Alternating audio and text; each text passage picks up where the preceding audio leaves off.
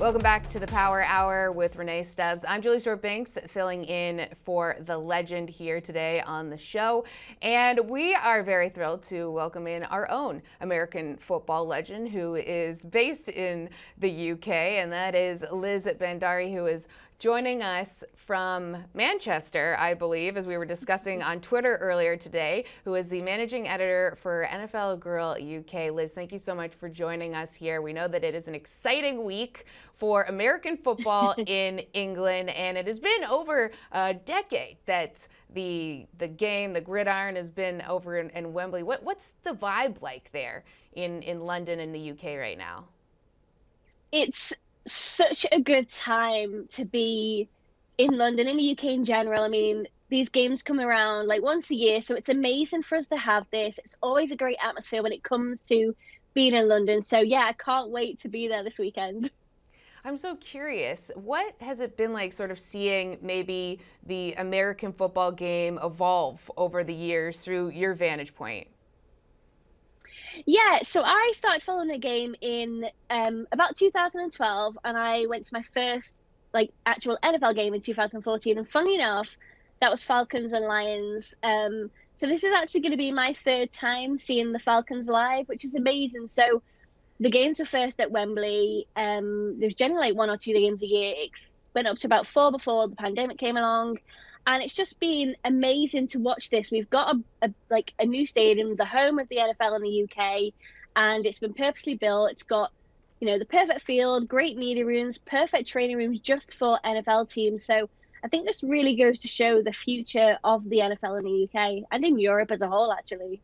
Right. It's an exciting time for expansion in Europe. And, my first NFL game was actually at Wembley in, I believe it was 2010. It was Bucks versus Patriots. And I thought it was fascinating because so many people at the time at the game were like, well, this is a lot slower than rugby. And like there were just sort of these comparisons. But now, of course, there is this, this appetite for, of course, the biggest game in the United States. And people are really following things along. And you mentioned Jacksonville is going to be there against the Falcons this weekend. Jacksonville has sort of become the London team because they've got these back-to-back games. What's sort of unique about the fact that the Jags are really almost England's team at this point?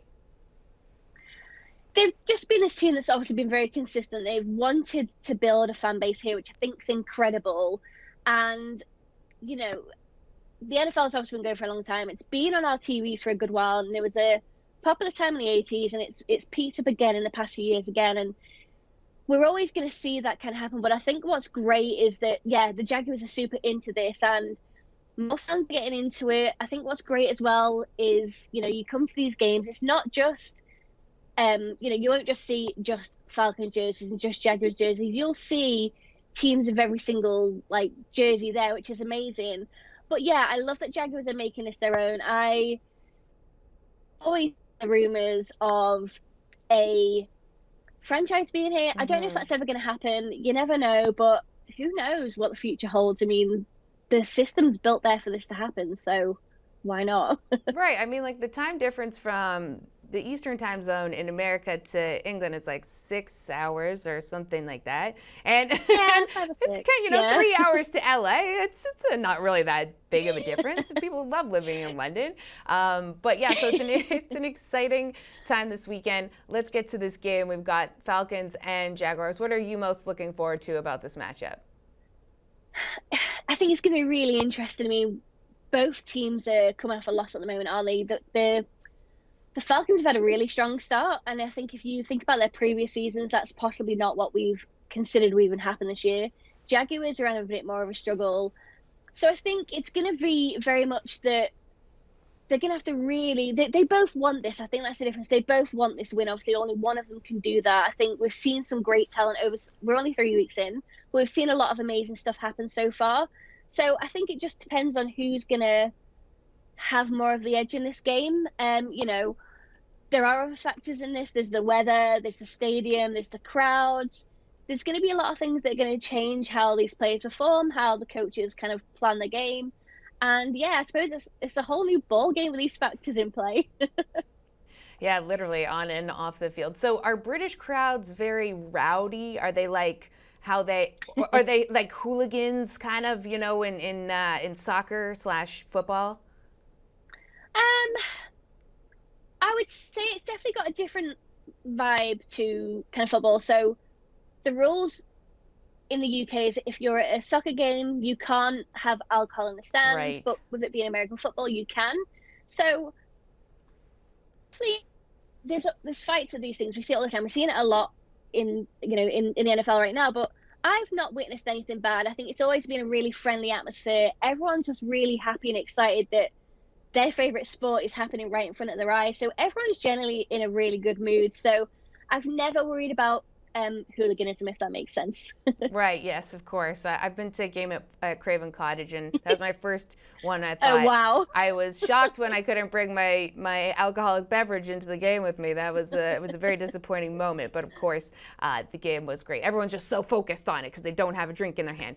But let's look back at the NFL, of course, as we're talking about here with Liz Bhandari, who is joining us from NFL Girl UK. And when we talk about the season so far, 3 weeks in, at least one of the big stories, we know that Aaron Rodgers out and Zach Wilson is their quarterback of the Jets. So they just brought in Trevor Siemian. What do you feel, as someone who's following the NFL at large, like what do you feel is the Jets' answer at quarterback? Not answer, but like, what do they do?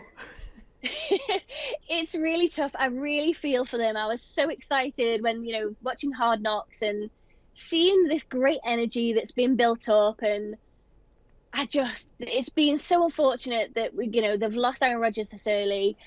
I think it's really tough. I think for any team to lose someone like that, it loses the momentum, it loses the morale. So they need some kind of perk up. I don't know what the answer is as such, but they need to find the consistency. They need to find the belief. And I think if they can just go with that, because they've got a really talented side, they just aren't, I think, gelling as well together as maybe they could be. But I'm not a coach, so.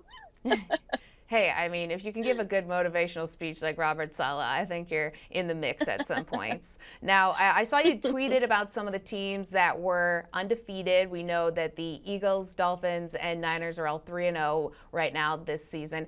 And this weekend, Eagles are at Commanders, Miami's at Buffalo, and Niners host the Cardinals. If you had to pick one of these teams, who do you feel most confident to remain undefeated? I'm going to go with the 49ers on this one. They have been consistent like last season through to this one. I just think they're a really exciting side to watch right now. There's nothing against the other teams. Like, I don't know, it's really hard because even Dolphins are amazing. And I think with them being probably the underdog in all of this, like, I think I'd really like to see them do it too. It's so hard to choose. Yeah. Miami at Buffalo will definitely be difficult. If they can get past that, that would be a huge win for them. Yeah. But before I let you go, I obviously have to ask you about one of arguably the biggest stories in the world at this moment. And Amon hates that I'm going to bring this up. But of course, that is Taylor Swift and Travis Kelce. Tell me, how are the British tabloids and dailies taking this incredible news? We're going just as wild as you guys are. Like, this is mind-blowing. Like, when I heard Travis Kelce talk around this, like, I thought, no, it's never true. And then suddenly she was there, and I think everyone's minds were blown. Like, even the players on the Chiefs are like, oh my God, she's there. So I don't know, before yesterday, I really believed it was some kind of like PR stunt or something, but no, now I'm starting to think it's real. I know, we've all been trying to figure out how this came to be and what will happen, but at the moment, we're just going to bask in the glory of their love and the fact that Kelce jerseys are apparently up 400% and his Instagram followers are up 330,000. That is Wild. The Taylor Swift effect at this moment, could be even bigger. Liz, thank you so much for joining us here on the show. We really appreciate you giving us the time, and enjoy the game at Wembley this weekend. Thank you so much. All right, so that was Liz Bhandari from NFL Girl UK giving us everything with American football. And when we return after this quick timeout, we'll be talking about football in America. Did you like that? I did. This is the Power Hour. Stay tuned.